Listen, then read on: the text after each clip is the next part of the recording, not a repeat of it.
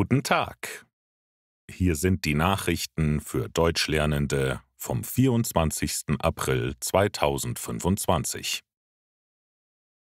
EU gibt Strafen an Apple und Meta.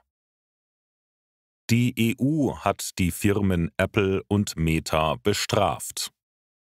Apple muss 500 Millionen Euro zahlen, Meta 200 Millionen. Grund dafür sind Probleme mit dem App Store und dem Datenschutz. Laut der EU macht Apple es anderen Firmen schwer, ihre Apps zu verkaufen. Meta bietet neue Dienste mit weniger Datenschutz an. Das ist nicht erlaubt. Beide Firmen finden die Strafen unfair. Sie wollen sich dagegen wehren. Meta sagt, dass US-Firmen schlechter behandelt werden als Firmen aus Europa oder China. Apple meint, es hat schon viele Änderungen gemacht, trotzdem verlangt die EU noch mehr.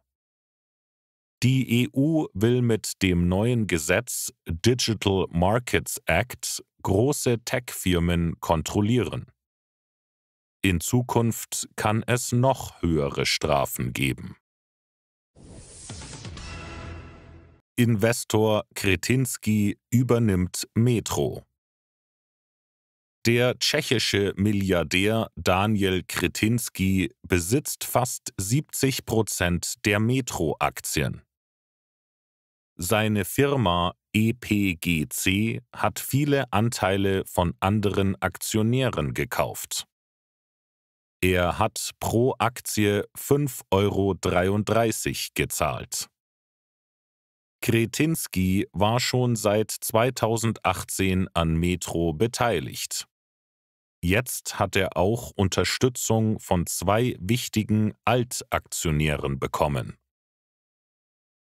Die Metro ist deshalb seit dem 16. April 2025 nicht mehr an der Börse. Die Aktien können dort nicht mehr gehandelt werden. Das Unternehmen Metro sagt, ohne Börse ist es einfacher, die eigene Strategie umzusetzen.